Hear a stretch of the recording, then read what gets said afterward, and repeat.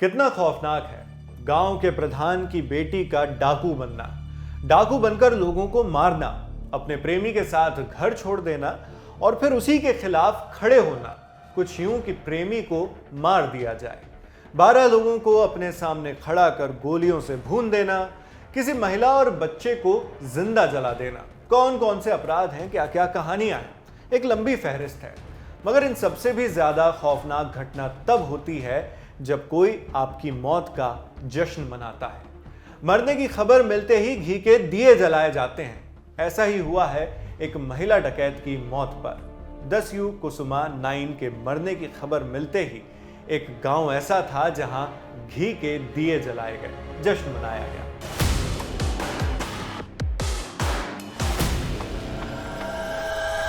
नमस्कार, मेरा नाम है शेख नावेद और आज हम आपको एक महिला डकैत कुसुमा 9 की कहानी सुनाने वाले हैं।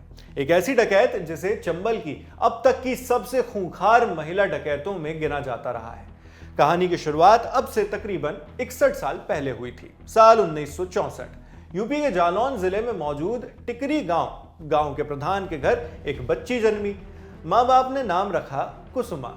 पिता गांव के प्रधान होने के साथ साथ राशन की दुकान चलाते थे। बहुत कम उम्र में कुसुमा को अपने पड़ोसी माधव मल्लाह से प्यार हो गया, जिसके बाद वो महज 13 साल की ही उम्र में माधव के साथ घर छोड़कर भाग गए।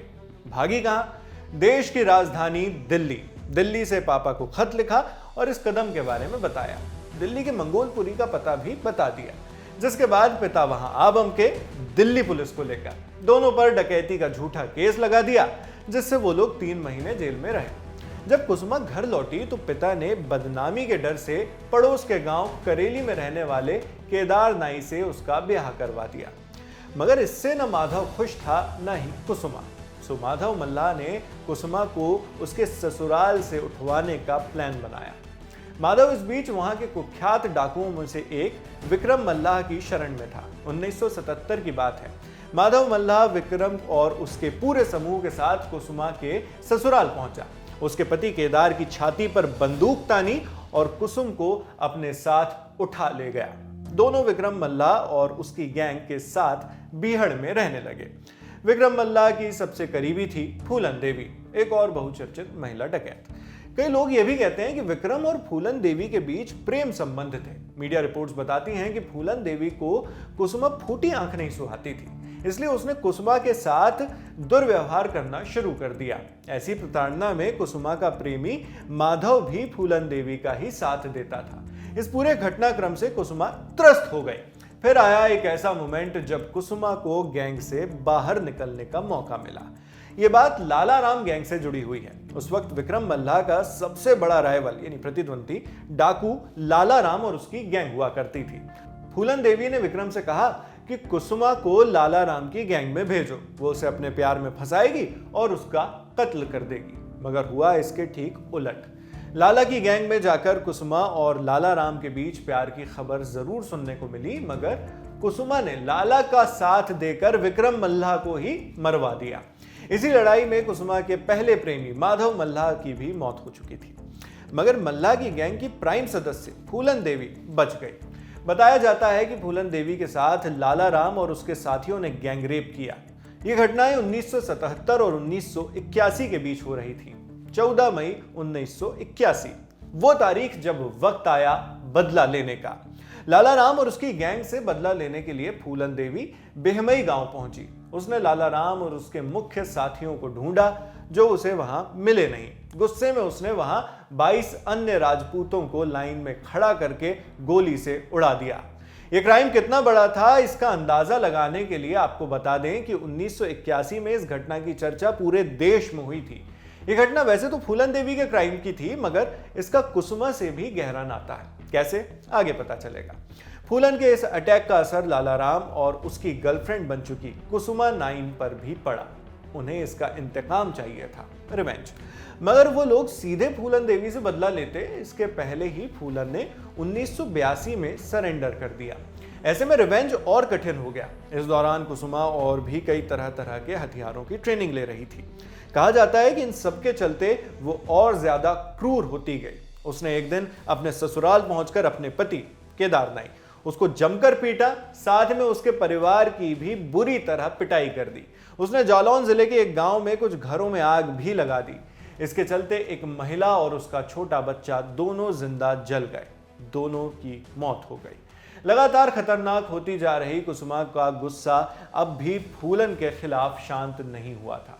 1984 यानी घटना के लगभग 3 साल बाद कुसुमा ने बदला लेने का पूरा मन बना लिया।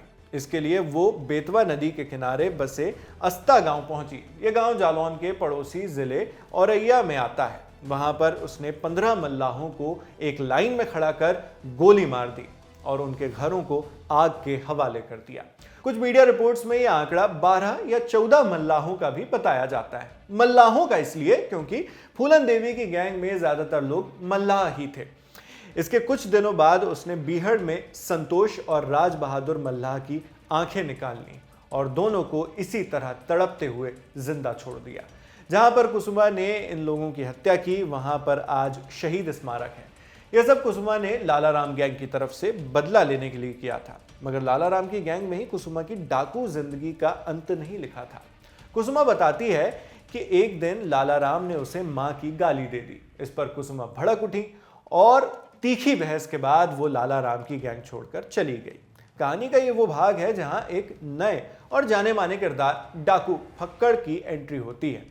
लालाराम की गैंग छोड़कर कुसुमा राम आश्रय तिवारी उर्फ डाकू फक्कड़ बाबा की शरण में पहुंची। यहां भी उसकी हथियार चलाने की स्किल्स और पॉलिश होती जा रही थी। मीडिया रिपोर्ट्स के मुताबिक वो हर दम अपने साथ स्टेन गन और कारतूस की पेटी रखने लगी। आए दिन पुलिस और उसका आमना सामना होते रहता था, आए दिन की बात थी। उसके पास हैंड ग्रेनेड भी रहते थे। एक बार तो उसने अकेले ही 3 पुलिस वालों को मार दिया। अपनी खास तरकीबों का इस्तेमाल वो अपहरण में भी करने लग गई।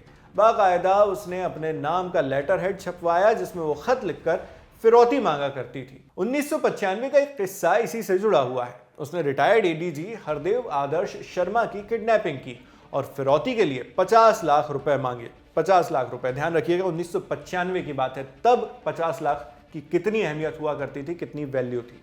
फिरौती जमा करने के लिए उसने एक डेडलाइन भी दी। जब डेडलाइन से पहले फिरौती अदा नहीं हुई तो उसने पूर्व एडीजी को गोली मारी और लाश नहर में बहा दी। इसके बाद से पुलिस की नजरों में कुसुमा चढ़ चुकी थी। पुलिस ने उस पर 35,000 रुपए का इनाम घोषित कर दिया। इस दौरान वो डाकू फक्कड़ बाबा की ही गैंग का हिस्सा थी। कुसुमा के अंदर ये कला थी कि वो जिस भी डाकू की गैंग में जाती उसकी सबसे खास बन जाती। इसलिए उसे तब के अखबारों में दस्यु सुंदरी की भी संज्ञा दे दी गई थी। ऐसा ही कुसुमा के साथ फक्कड़ की गैंग में भी हुआ। वो बहुत जल्द फक्कड़ की सबसे करीबी बन गई। यहां तक कि उसे फक्कड़ बाबा की प्रेमिका भी कहा जाने लगा। फक्कड़ बाबा नाम बड़ा दिलचस्प है। जो डाकुओं के किस्से कहानियों को सुनते सुनाते आए हैं वो जानते होंगे कि फक्कड़ को बाबा क्यों कहा जाता था। अगर नहीं भी जानते तो कोई बात नहीं, हम बता देते हैं। डाकू राम आश्रय तिवारी उर्फ फक्कड़ बाबा लूट, किडनैपिंग, मर्डर वगैरह तो किया ही करता था, लेकिन साथ में वो बीहड़ के डाकुओं को प्रवचन भी देता था। इसी के चलते उसे बाकी डाकू इज्जत देते थे, अपना गुरु मानते थे और उसे प्यार सम्मान से बाबा कहकर पुकारते थे। अब चूंकि कुसुमा नाइन फक्कड़ बाबा की सबसे करीबी थी, इसलिए दिन रात आध्यात्म की बातें सुनते सुनते उस पर भी इसका गहरा असर होने लगा और वो डकैती की जिंदगी छोड़ने का मन बनाने लगी। 2004 की बात है। फक्कड़ बाबा और कुसुमा नाइन दोनों ने सरेंडर करने की ठान ली, मगर शर्त ये कि हमारे आत्मसमर्पण के वक्त सूबे के सीएम, तत्कालीन सीएम मुलायम सिंह यादव भी मौजूद हों। शर्त मान ली गई, व्यवस्थाएं बना ली गई, लेकिन ऐन वक्त पर किसी व्यस्तता के चलते सीएम साहब तो नहीं जा पाए, मगर सरेंडर जरूर हो गया। फिर मुकदमों में कुसुमा दोषी साबित हो गई और उसे उम्र कैद की सजा दे दी गई। जेल में कैद कुसुमा और डाकू कुसुमा दोनों में जमीन आसमान का फर्क था। जेल जाने के बाद उसके किरदार में बड़े बदलाव देखने को मिले। कुसुमा की मौत से पहले दैनिक भास्कर ने एक रिपोर्ट छापी थी जिसमें पुलिस अधिकारी के हवाले से बताया गया था कि जेल में कुसुमा भोले बाबा की भक्त बन गई है। सुबह उठकर नहाती है और घंटों तप में लगी रहती है। अब वो एक खूंखार डकैत से सन्यासी बन चुकी है। कुसुमा शाम के वक्त गीता और रामायण का पाठ भी करती है। पुलिस अधिकारी कुसुमा की पढ़ाई लिखाई को लेकर भी जानकारी देते हैं। वो कहते हैं जेल के बाहर जो सिर्फ हथियार चलाना जानती थी, अब वो जेल के अंदर जाकर कलम चलाना भी सीख चुकी है। जेल के अंदर उसने सबसे पहले राम लिखना सीखा था। वहीं डाकू फक्कड़ बाबा का प्रवचन देना भी जेल के अंदर से जारी है। इसी तरह जेल में सन्यासी वाला जीवन व्यतीत करते हुए आध्यात्म की शरण में कुसुमा की मौत हो गई। मौत से पहले क्या हुआ जेल में, यह भी जानना जरूरी है। दस्यु कुसुमा नाइन इटावा जेल में उम्र कैद की सजा काट रही थी, लेकिन टीबी होने के चलते उसे हॉस्पिटल में एडमिट करवाया गया, जहां इलाज के दौरान शनिवार 1 मार्च की दोपहर उसकी मौत हो गई, 1 मार्च 2025। मौत के बाद कुसुमा नाइन का शव उसके पैतृक गांव जालौन जिले के सिरसा कालर में मौजूद टिकरी गांव ले जाया गया, जहां अब कुसुमा का अंतिम संस्कार किया जा चुका है। दस्यु कुसुमा की मौत से पहले कई चीजें हुई। इटावा जिले के district jail superintendent Kuldeep Singh ने बताया कि कुसुमा बीते 2 महीनों से ट्यूबरक्लोसिस यानी टीबी की बीमारी से जूझ रही थी। 1 फरवरी को टीबी के चलते उसकी हालत नाजुक हो गई, जिसके बाद उसे इटावा मुख्यालय के डॉक्टर भीमराव अंबेडकर राजकीय साहित्य अस्पताल में भर्ती करवाया गया।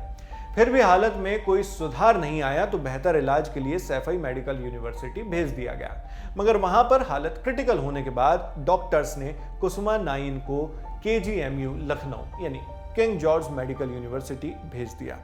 वहीं पर इलाज के दौरान शनिवार को कुसुमा की मौत हो गई। मौत की खबर औरैया के अस्ता गांव तक भी पहुंची। ये वही गांव है जहां उसने 12 लोगों को गोली मारी थी, घरों को आग के हवाले किया था, 2 रहवासियों को अंधा कर दिया था। वहां अब जश्न का माहौल है और गांववासी घी के दिए जला रहे हैं। देखते रहिए दी लल्लन टॉक।